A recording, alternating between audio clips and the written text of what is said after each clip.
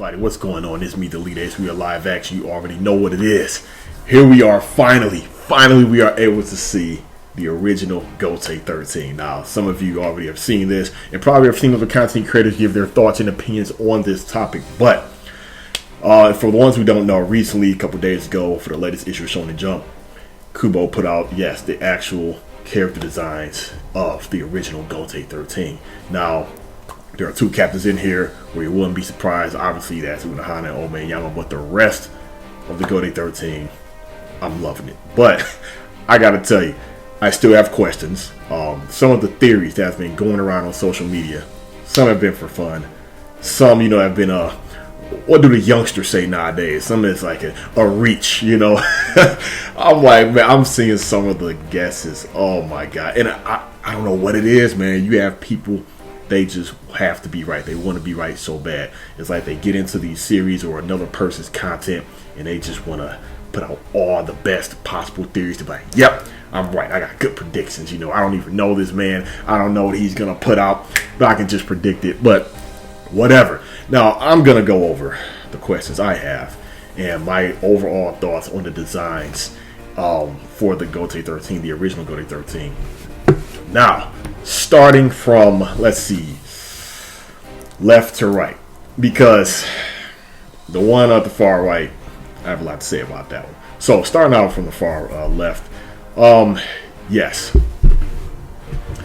she gives off, now keep in mind, yes, we all know the brief history. There's like 8 million videos out there that gives the history about the Gotie13 and questions and everything.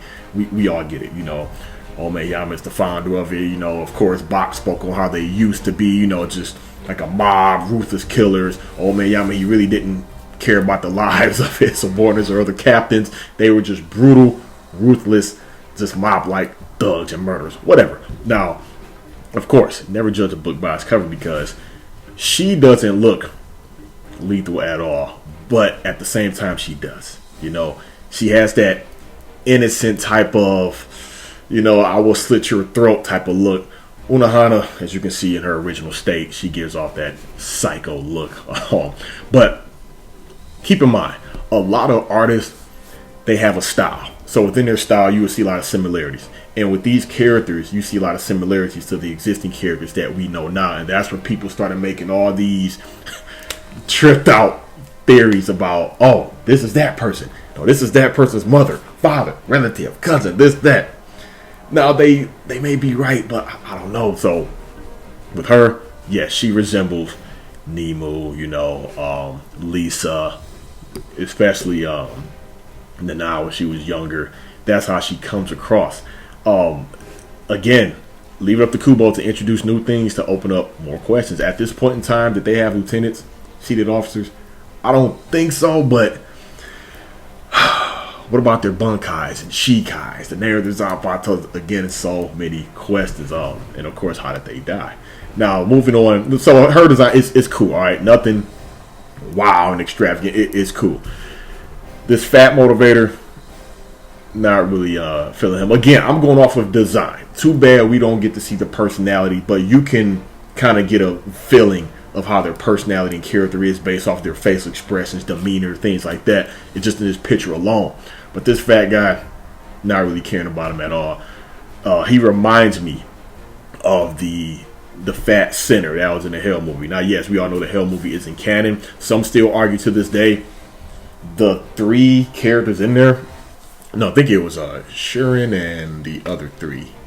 They are canon characters because they were introduced in the manga. When Shrieker came back, remember, he went to hell, and then that manga one-shot special, he came back, and that's when we seen Shuren, and, he took out, I believe, it was number 9 and 8, I believe, and they went to hell, the Espadas, and of course, he had the flame lantern scene with Ichigo and Full Hollow. He sensed it because he could break the hell chains, things like that. So people still argue that those are those are canon characters, but the whole Hell movie isn't canon at all. I'll let you all decide that one in the comments below.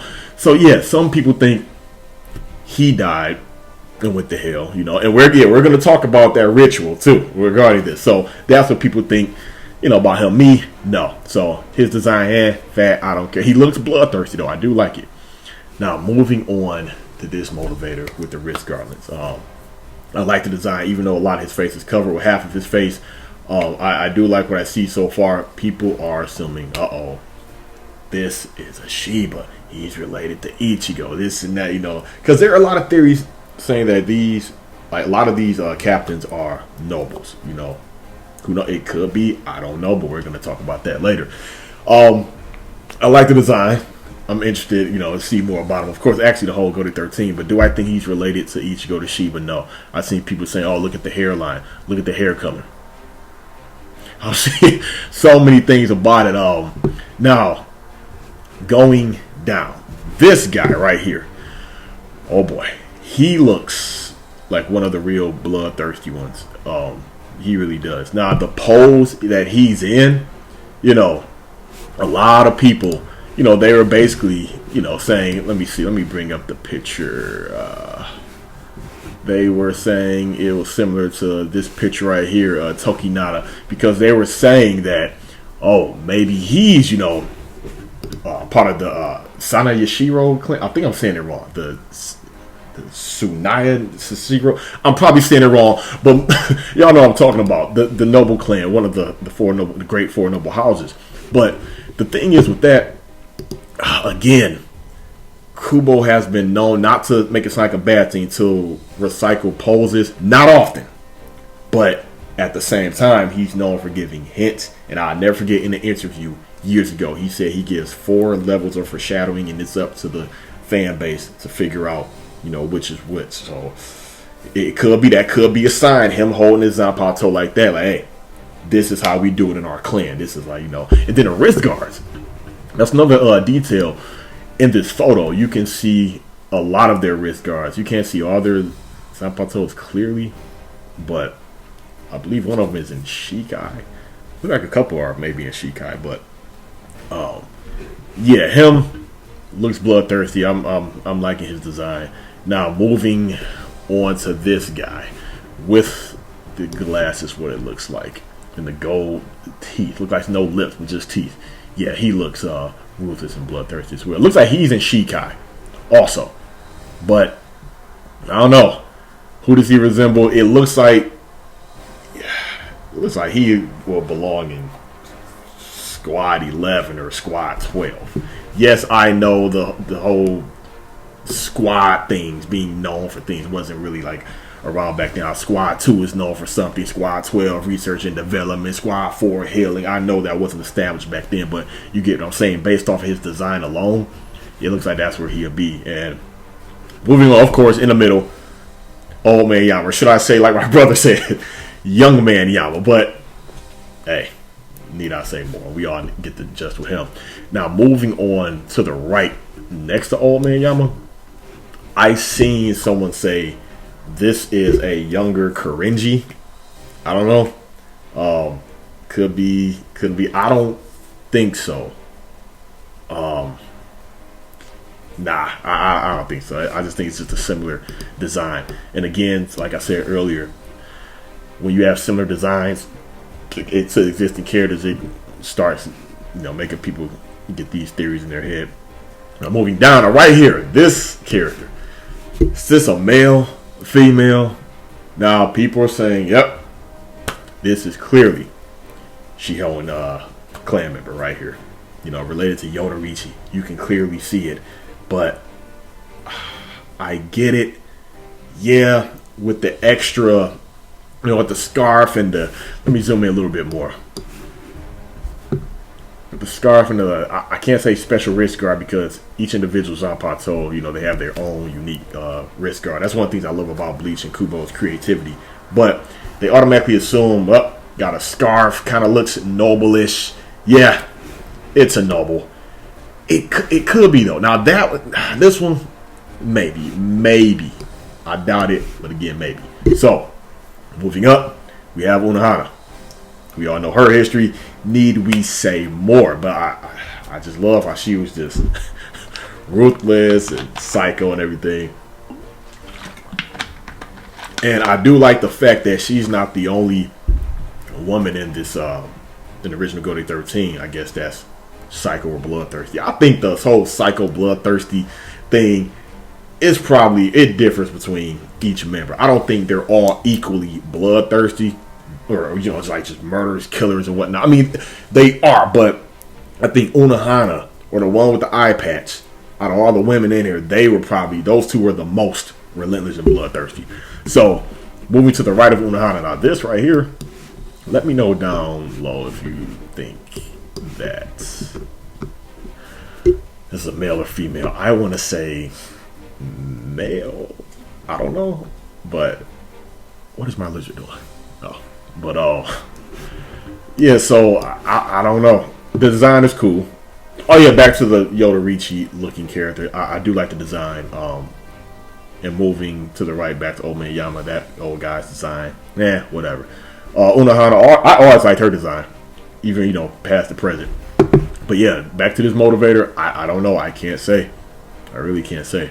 So moving down, this is the other thing. People were saying, "Oh, this is a member of the Kuchiki clan."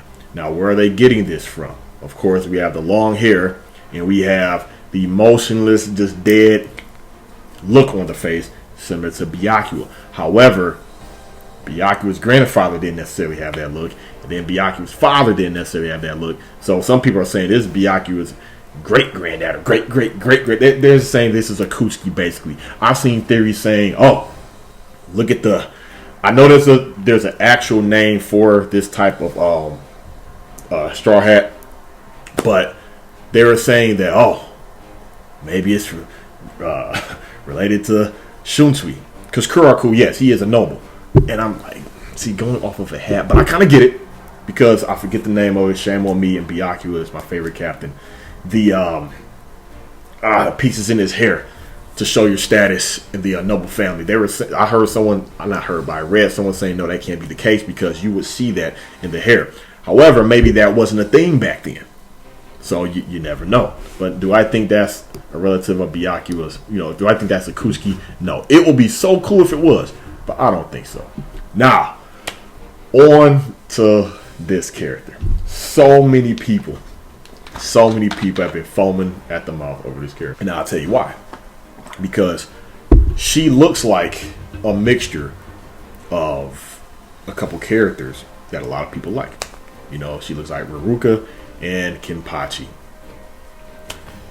I literally read a comment where someone said, this was on Facebook, someone thought that she was a Kenpachi.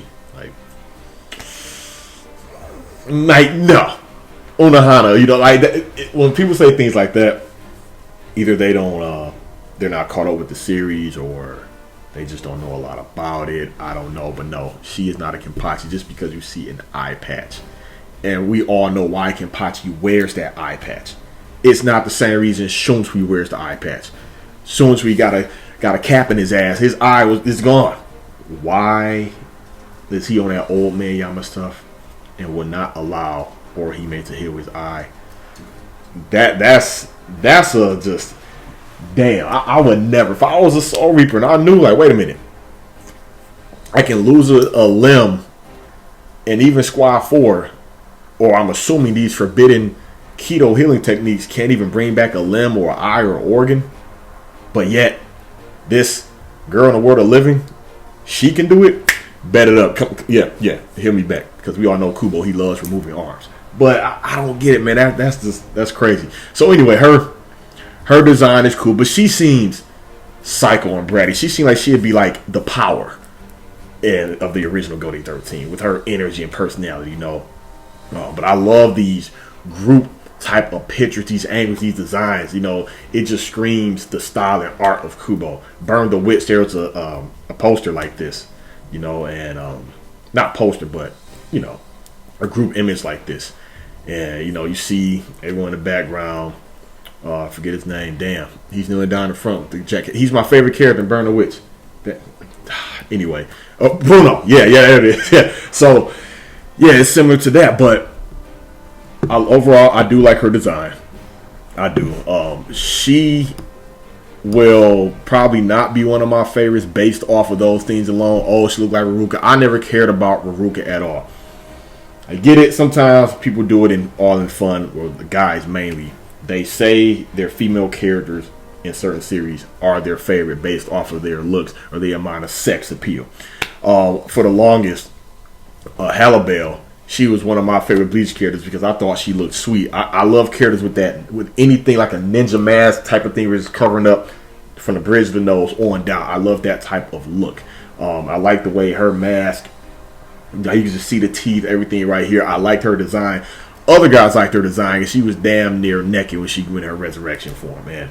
I'm like, come on now. Ruruka, she just seemed bratty, just had emotional issues, obviously. Yes, she had a crazy, messed up past, damn near like all the Fullbringers. But I don't know. I could see her already getting a fan base, and that's how you know Bleach is good. And Kubo's designs are well just loved and recognized because we don't even know like damn near anything about these characters. And I'm seeing all this fan artwork, fan bases off of these characters. We don't know the names, the voices, the Shikai abilities, nothing. But that's what I love about Kubo. Oh, and this motivator in the back, this old guy. You know, he reminds me of, he's like the Oro of the Gotie13. For all the non-gamers in here, or the non-fighting gamers in here, or the non-Street Fighter players in here, Oro, yes, he was introduced in Street Fighter 3 The Next Generation, and he was on Double Impact and Third Strike, and I believe he was DLC on Street Fighter 4. 5. But how old is that motivator? Like, damn. I mean, just think about it. I mean, when did he join in? You know, but yeah, so far I'm loving it. But let's move on to the other questions that I have and things that I thought about. Okay, so when and like how did Omiyama come across these motivators? What were the ways to join? Because clearly, I don't think to become a captain, the way you become a captain now, I don't think that applied, you know, back then. I really don't. So this would have me thinking, is this the original? Or were some of the members of the Gotie13, of Squad Zero, were never a part of Gotie13? But I'm pretty sure they were, obviously, because think about it. So, Oetsu, he created the Zanpato. They have Zanpatos. At some point, like they said, the Soul King recognized, this was a great thing. You contribute to the Soul Society. He got promoted. Promoted from where? So was Oetsu and Ichibe a part of the original Gotie13, and they got promoted, and then one of these characters replaced them? And then you have Ichibe. He named everything, and he was the first one to go Bunkai. So was it Old Man Yama and Squad Zero first, except Hikifune? Because Hikifune, she was Squad 12. She got promoted for creating the Gigai, I believe. So she got promoted because Hiyori was her lieutenant, if I'm not mistaken. And when she got promoted, that was 110 years ago? So you got to think about who was the captain of that captain. See, all those kind of things. So I think Hikifune, she was the most recent one of Squad Zero. But we have Ichibe. He was the first one to go Bunkai. He named everything. Oetsu, he was the one who created the Zanpato. They all have Zanpatos. And then you have Korenji. He was teaching Unohana the healing stuff. And she was part of the original Gotie13. So I don't think all of these are the original. Squads, a couple of Ichibe, Oetsu, and Ichibe, Oetsu, and Korenji. They were part of that lineup at some point. So I think once they got promoted, then one of them stepped in. I mean, and the other one with all the arms, I forget her name. We still don't know what she really contributed. I don't know. I could be wrong, but yeah, I honestly think we are going to see them in the flashback of the next episode, and I hope that's the case. God, I hope that's the case. Let's get voices, interactions. I mean, yeah, it'd be cool if that scene with them walking in the panel is reenacted with actually this, but I hope we get so much more. And with the man, can't remember the name, the ceremony where they all go to hell. Now, I'm gonna ask this and bring this up. I'm gonna end the video here.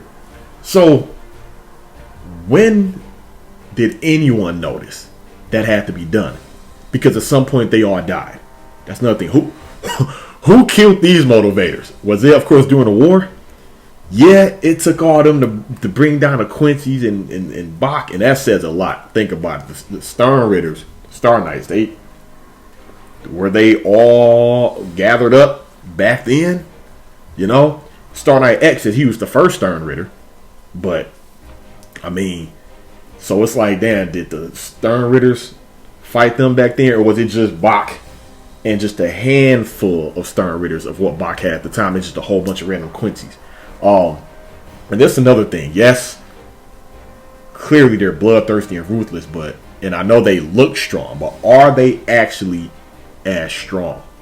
That's another question. Someone will argue yes, but we can't just go off of looks, because clearly they died. They died. And back then, I don't think their bunkais were stolen. So they died from what? Quincy's? Died from hollows? How did they die? That's another thing. So we can't just... I've seen a lot of videos like, man, they look way stronger than the current Gotie13. I do get that. You got Tessazaimo as a captain. You got Isane. I get it. Shinji isn't bloodthirsty, but his bunkai is lethal, man. Shinji's bunkai is lethal, and when you find out what his bunkai was, that made sense. He couldn't use it during the Fate Katakura Town fight. But yeah, I get it. This is the most bloodthirsty, ruthless, serious-looking version of the Gotie13. I get it, but with every generation, things just do not stay the same. So anyway, with the ceremony, at one point, who was sensing like, damn, something ain't right? Like, this is just throwing off the balance, everything. Like, every time Captain dies, this is just... So who figured out and when about this whole thing that had to be done where the captains had to be sent to hell? Because when they figured that out, were the captains... Okay, hear me out. So the captains were dying. Okay. And when the captains die, of course, their Yatsu can't get absorbed back in Soul Society, so it throws off the balance, yada yada, and they have to get sent to hell.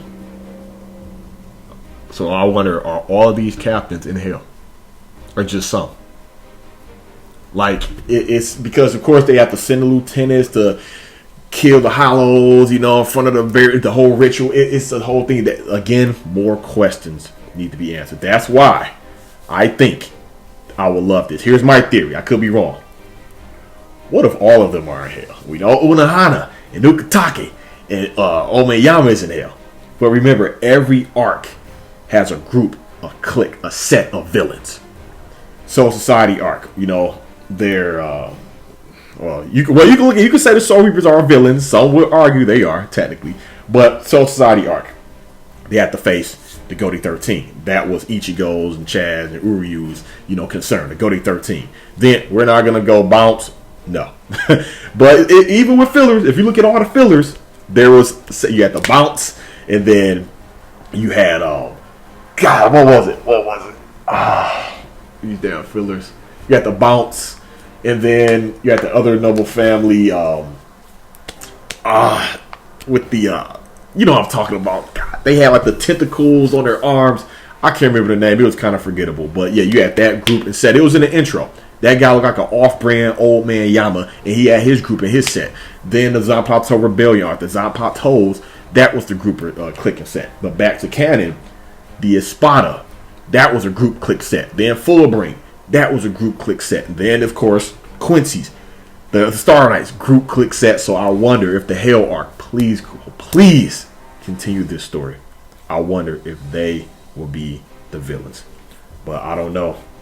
Even though the Hell arc isn't canon, one thing that does make sense is that the villains did say we can't die. Not only are we already dead, this is our fate. Our fate is sealed, so we can't die. But then again, Kubo has surprised us with this whole ritual. We never knew that was a thing in Bleach, so maybe he already has something up his sleeve discussing a way to actually kill or seal away all the captains. But one part of me think that they won't be the villains in the Hell arc, because look how much power that is.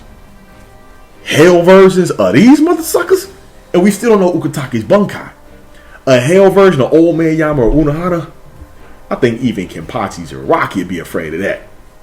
That's something they will need Ichigo and his son heavily for something like that.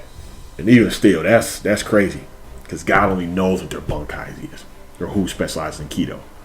But yeah, this was cool, man. I love it. I've never thought in my life. Here we are, eons later, we finally got to see this.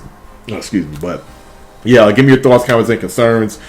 If you made it this far, comment down below. You already know what it is. Thank you so much. I appreciate it. Yes, real quick before I shut this video down, the workout video, yes, it's still in the works. Not the video, but the editing, because I was filming myself doing the push-ups for 28 days.